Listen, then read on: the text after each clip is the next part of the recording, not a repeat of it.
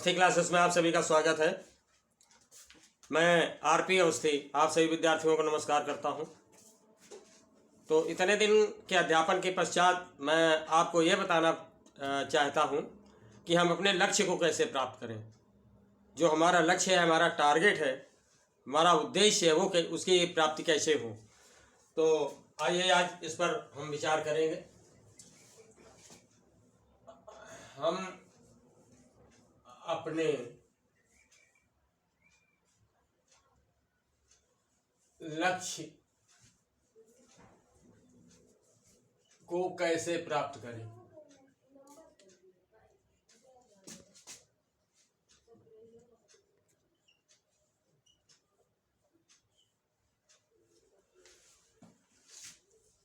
How can we get our aim? तो इसके लिए हमें रणनीति बनानी पड़ेगी। ठीक है, इसके लिए हमें एक विशेष रणनीति बनानी पड़ेगी। रणनीति यानी प्लानिंग।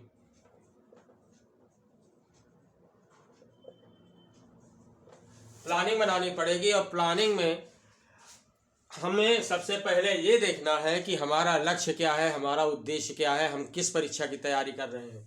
मान लीजिए उदाहरण के लिए हम SI यानी सब इंस्पेक्टर की तैयारी कर रहे हैं। ठीक, उप निरीक्षक, पुलिस उप निरीक्षक यानी सब इंस्पेक्टर, पुलिस उप निरीक्षक की तैयारी कर रहे हैं। तो सबसे पहले हमें ये देखना है कि इसका सिलेबस क्या है, क्या क्या पूछा जाता है। तो इसमें जो सबसे पहले बात आती है वो हमें सिलेबस की जानकारी होनी चाहिए कि क्या क्या पूछा जाता है। किसी भी परीक्षा में पूछा क्या किया जाता है, ये हमें जो है जबानी तौर पर तैयार होना चाहिए। यानी पाठ्यक्रम।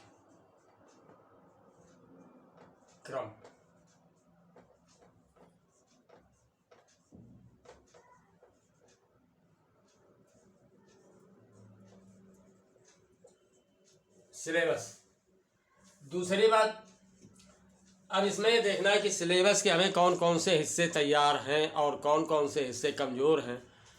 तो हमें सबसे पहले जो कमज़ोर हिस्से हैं उन पर विशेष फोकस करना है, विशेष तौर से उनकी तैयारी करना है। क्योंकि अभ्यर्थी करता क्या है, परीक्षार्थी की जब वो अध्ययन के लिए बैठता है तो जो चीज़ उसकी कंप्लीट होती है, जो सब्जेक्ट या टॉपिक उसे ज़्यादा पसंद है, उसी को सबसे पहले लेकर के बैठ जाता है पढ़ने।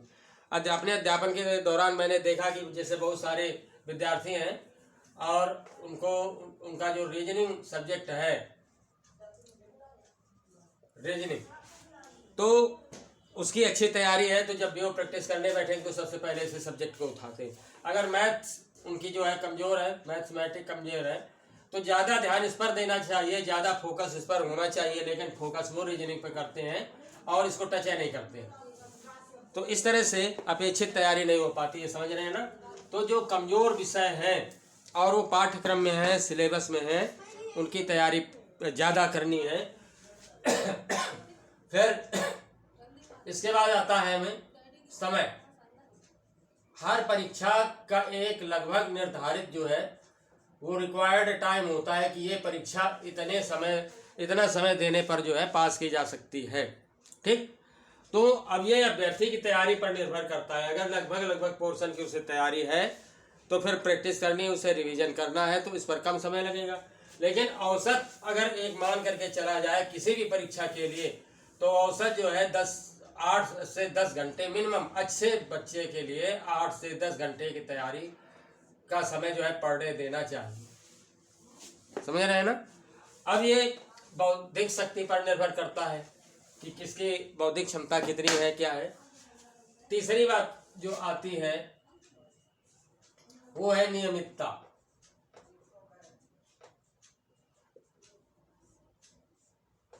रेगुलरिटी।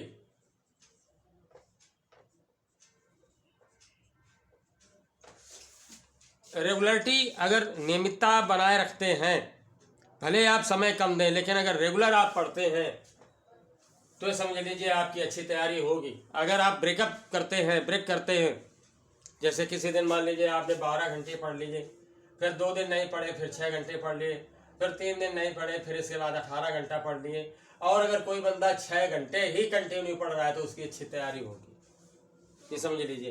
तो ये आपके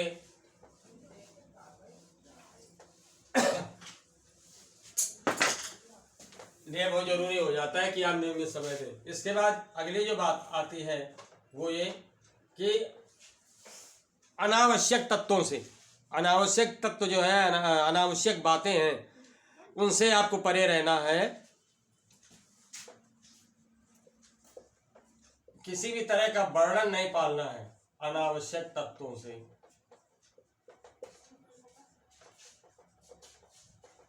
परे रहना। To avoid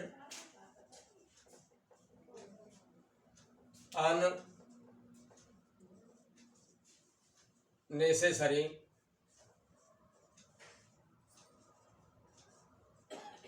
elements. जो अनावश्यक बातें हैं उनसे आपको परे रहना। जैसे कि युवावस्था में पहली बात आ जाती है फ्रेंड से,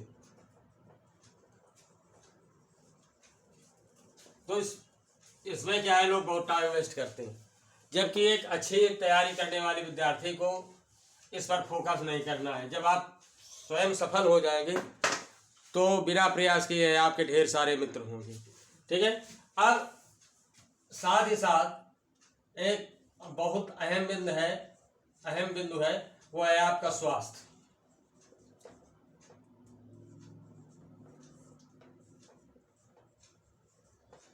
अच्छी तैयारी के लिए आपका स्वस्थ रहना, आपका हेल्थ बहुत ज़्यादा आवश्यक है। अब इसमें बहुत सारी बातें आ जाती हैं। हेल्थ में जो है, पहली बात तो भौतिक रूप से यानी फिजिकली आप भौतिक रूप से स्वस्थ है या नहीं। दूसरी बात मेंटली, अगर कोई बात दिमाग में परेशानी उत्पन्न कर रही है ठीक दिमागी तौर पर, और इकोनॉमिकली,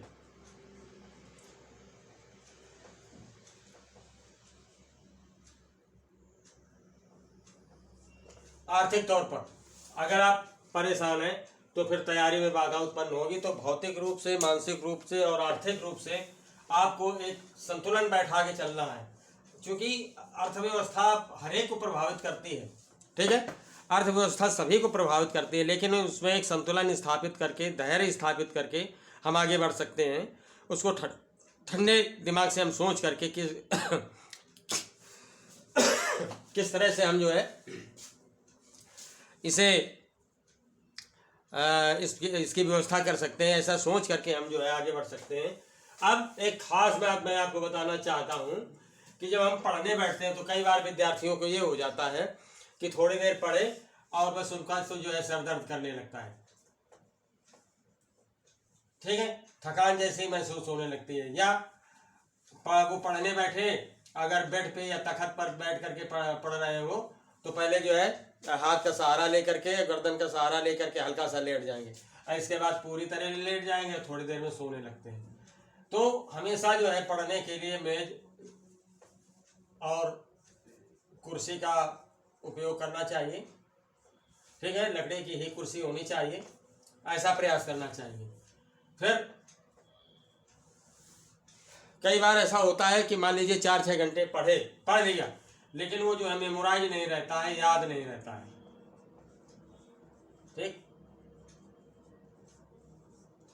तो सबसे इन सारी चीज़ों को जो है व्यवस्थित करने का, मेज कुर्सी की तो व्यवस्था एक अलग चीज़ हो गई, लेकिन ये जो मेमोरी वाली बात है, मेमोराइज करने वाली बात है, तो इसके लिए सबसे पहले अगर एक चीज़ पर ध्यान दे दें कि 10-15-20 मिनट का जो है, आधा घंटे का हम योग करने लगे। योग, और योग में जो है फोकस किस पर करें, केवल अनुलोम विलोम, कपालभाति और भस्त्रिका और इसके बाद भ्रामरी। अगर ये हम केवल 10-10 मिनट सारे प्राणायाम कर लेते हैं, चारों प्राणायाम हैं, तो बेहद यानी फायदा मिलता है। मतलब हमारा हम फिजिकली भी फिट रहते हैं और मानसिक रूप से भी फिट रहते हैं, मेमोरी बढ़ जाती है। इसके अतिरिक्त और अच्छी मेमोरी प्राप्त करने के लिए कुछ होम्योपैथिक मेडिसिन हैं। तो एक अच्छे होम्योपैथिक चिकित्सक, एक अच्छे होम्योपैथिक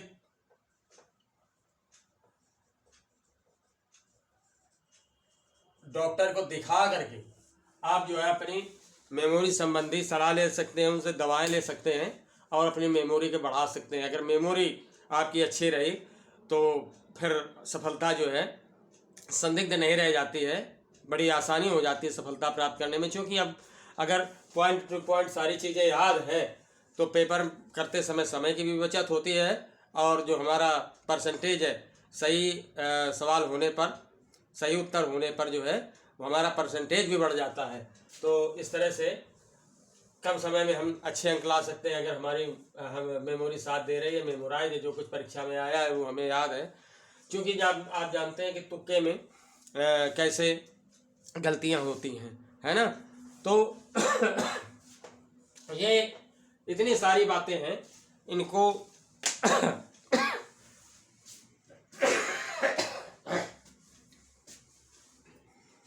ध्यान में रख करके हम अच्छी सफलता प्राप्त कर सकते हैं।